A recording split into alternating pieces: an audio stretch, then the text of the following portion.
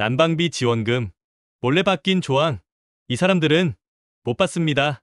겨울이 다가오면 누구나 가장 먼저 걱정하는 게 바로 난방비죠.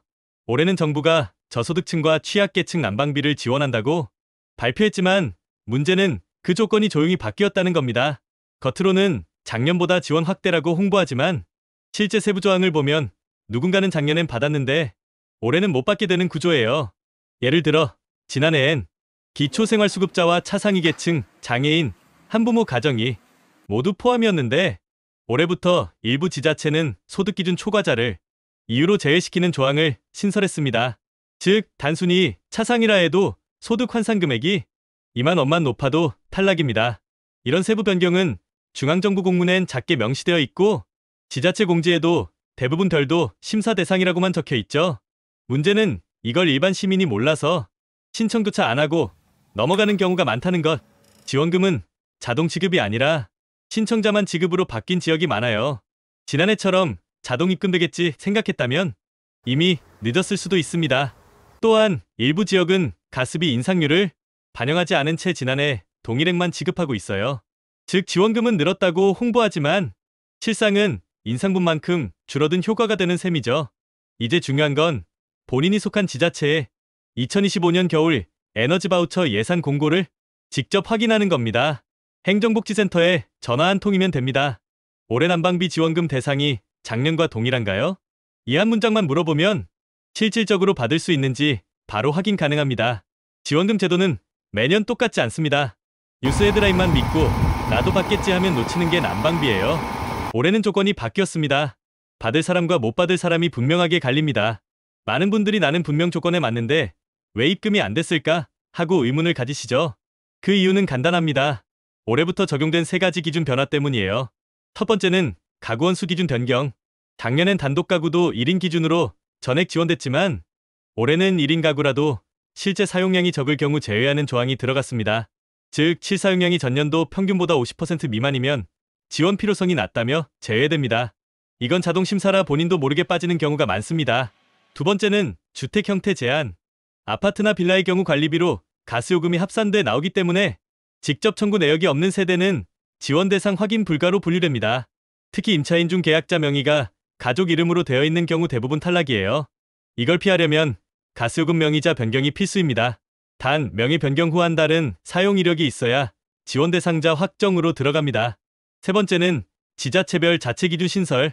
서울, 경기, 인천은 각각 지원 항목이 다릅니다. 서울은 가스비 전기요금 일부를, 경기는 도시가스만, 인천은 등유난방 중심으로 지급합니다. 즉 같은 국가 예산이라도 지역 따라 지원 항목이 달라서 서울 사람은 받는데 인천 사람은 못 받는 경우도 생깁니다. 이 모든 건 뉴스에는 한 줄도 나오지 않습니다. 결국 본인이 직접 확인하지 않으면 아무도 알려주지 않아요. 지원금이 아니라 정보력 싸움이 된 겁니다. 겨울이 오기 전에 꼭 확인하세요. 이 영상이 끝나면 바로 행정복지센터에 전화 한 통. 그게 난방비를 지키는 첫 번째 습관입니다. 많은 분들이 이렇게 말씀하세요. 작년에도 신청 안 했는데 자동으로 들어왔는데요. 하지만 올해는 다릅니다. 자동 입금 제도는 대부분 폐지됐습니다. 작년에는 정부가 긴급히 에너지 바우처를 통합 지원했지만 올해는 각 지자체가 예산을 직접 운영하도록 바뀌었기 때문이에요. 즉 서울 사람과 부산 사람의 신청 방식이 다르고 같은 서울이라도 구청마다 기준이 다릅니다. 예를 들어볼까요? 서울 강서구는 주민센터 방문 없이 온라인 신청이 가능한 반면 경기도 일부 시는 직접 방문만 인정돼요. 또한 일부 지역은 신청 순서대로 예산이 마감됩니다. 그래서 늦게 알면 아무리 조건이 맞아도 예산 소진으로 불가 처리가 됩니다. 그럼 어디서 확인해야 하냐고요? 가장 정확한 방법은 행정복지센터 홈페이지 또는 120 콜센터 문의입니다. 단 주의할 점은 난방비 지원금이란 이름으로 안 올라올 수도 있다는 겁니다. 요즘은 에너지 바우처, 저소득층 동절기 생활지원금 이런 이름으로 바뀌어 있거든요. 제목이 다르다고 지원 내용이 다른 게 아니에요. 결국 같은 예산에서 나오는 겁니다. 그리고 꼭 기억해야 할 게 있어요. 작년엔 가스요금 인상분이 반영돼 평균 30만 원대 지원이었지만 올해는 지원 단가가 가구당 15만 원 수준으로 줄었습니다. 이게 언론에서 지원 확대라고 표현한 이유예요. 수혜 가구 수는 늘었지만 한 가구당 금액은 줄어든 구조인 거죠. 즉 올해는 자동 지급이 아니라 신청자 선착순 구조입니다. 기다리지 말고 직접 움직이는 사람이 혜택을 가져갑니다. 난방비는 정부가 챙겨주는 게 아니라 직접 찾아가야 하는 돈이에요. 이건 진짜 현실적인 부분이에요. 형도 놀랄걸요? 같은 나라 안에서도 난방비 지원금이 이렇게 다릅니다. 서울은 에너지 바우처 명목으로 도시가스 중심 지원, 부산은 등유연탄 사용자 위주, 강원도는 LPG 가구 중심으로 나뉩니다. 즉 사는 지역과 집의 난방 방식에 따라 받을 수 있는 금액이 완전히 다릅니다. 예를 들어 서울의 단독주택 거주자는 평균 25만 원, 같은 조건의 강원도 주민은 40만 원까지 받을 수 있어요. 왜냐면 중앙정부 예산은 같아도 지자체 자체 예산이 다르기 때문이에요. 강원도청은 한파 지역 예산을 별도로 확보해서 더 얹어주는 구조죠. 또 하나, 난방비와 전기요금은 별도 지원이라는 점.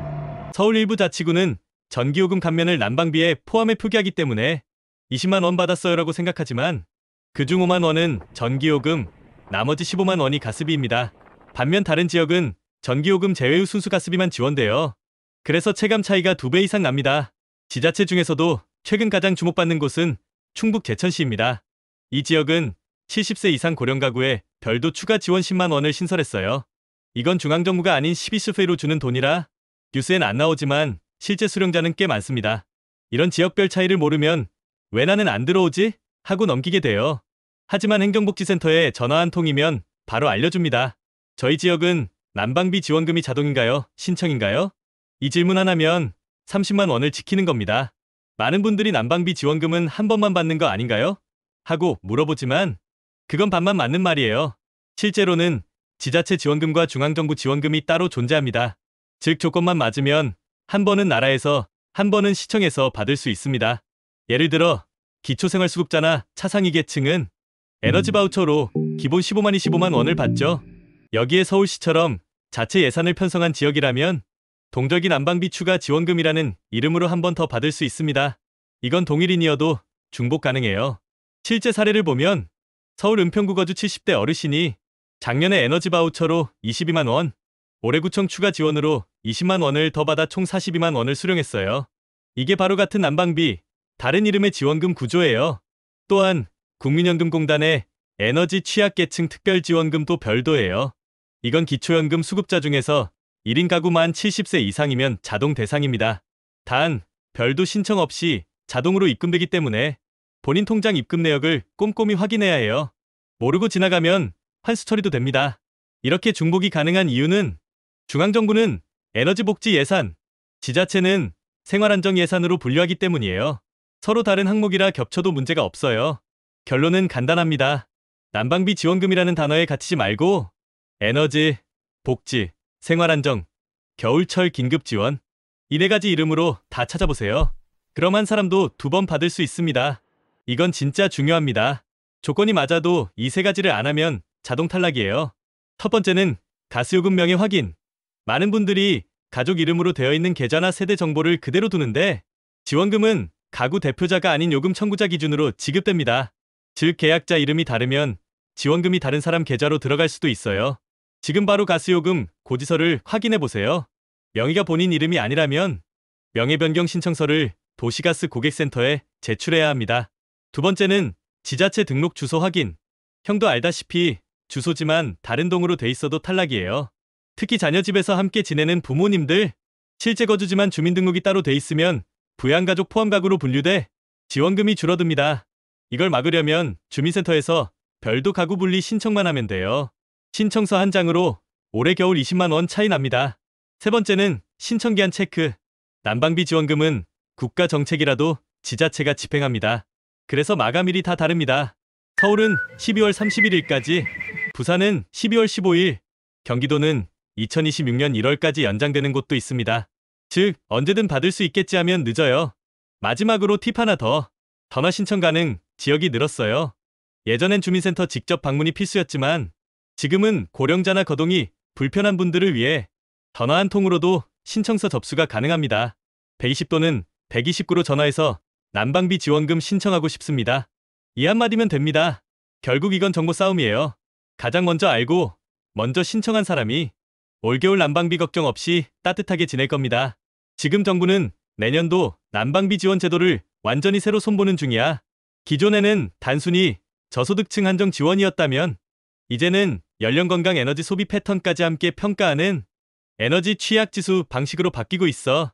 즉, 단순히 소득이 조금 넘는다고 탈락하는 게 아니라 겨울철 평균 실내 온도나 사용량이 기준보다 낮으면 생활위험군으로 분류돼 지원 대상에 포함되는 거야. 이건 고령자들에게 유리하게 설계된 제도야.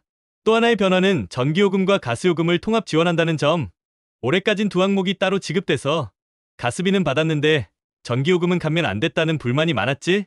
그래서 내년부터는 한 번 신청으로 전기가스 지역 난방까지 모두 한 번에 심사하도록 에너지 통합 바우처로 개편될 예정이야. 지자체별로 시범 운영이 이미 시작됐어. 서울, 대전, 광주는 올겨울부터 일부 지역에 시범 적용 중이고 전국 확대는 내년 6월을 목표로 진행 중이야. 즉, 지금 영상을 보는 시니어분들은 내년이 되면 자동으로 지원 심사가 이뤄질 가능성이 높아. 다만 중요한 건 올해 신청자 명단이 내년 시스템에 자동 연동된다는 점이야. 즉, 올해 신청한 사람만 내년 자동 대상에 포함되는 구조야. 결국 올해 신청 여부가 내년 혜택을 좌우한다는 거야. 이걸 모르면 내년에도 또 놓쳤다 하는 사람이 많아질 거야. 이 영상이 끝나면 지금 바로 확인해. 올해 내 이름이 등록되어 있는가? 그게 내년 겨울을 바꾸는 첫 번째 습관이야. 겨울이 올 때마다 우리는 같은 걱정을 반복합니다. 이번엔 또 얼마나 요금이 나올까? 하지만 진짜 문제는 돈이 아니에요. 내가 받을 수 있는 권리를 모르고 지나치는 것. 그게 더 큰 손해입니다. 난방비 지원금 제도는 매년 조금씩 달라집니다. 그 작은 변화 한 줄이 누군가에겐 30만 원이 되고 누군가에겐 한겨울 난방을 켜지 못하는 이유가 됩니다. 많은 분들이 말합니다. 정부가 알아서 챙겨주겠지. 하지만 이제는 그렇게 돌아가지 않습니다. 복지는 알고 움직이는 사람의 몫이 됐습니다. 올해는 신청만 해도 받을 수 있습니다. 그런데 올해 신청을 안 하면 내년 자동 대상에서도 제외됩니다. 이건 단순한 행정이 아니라 정보를 가진 사람과 그렇지 않은 사람의 격차입니다. 그래서 이 영상이 필요합니다. 당신이 정보에서 밀리지 않게 하기 위해서 지금 당장 주민센터에 전화 한 통. 난방비 지원금 신청 아직 가능한가요? 이 한 문장이 당신의 겨울을 바꾸는 시작이 될 겁니다. 겨울은 누구에게나 옵니다. 하지만 따뜻한 겨울은 준비한 사람에게만 옵니다.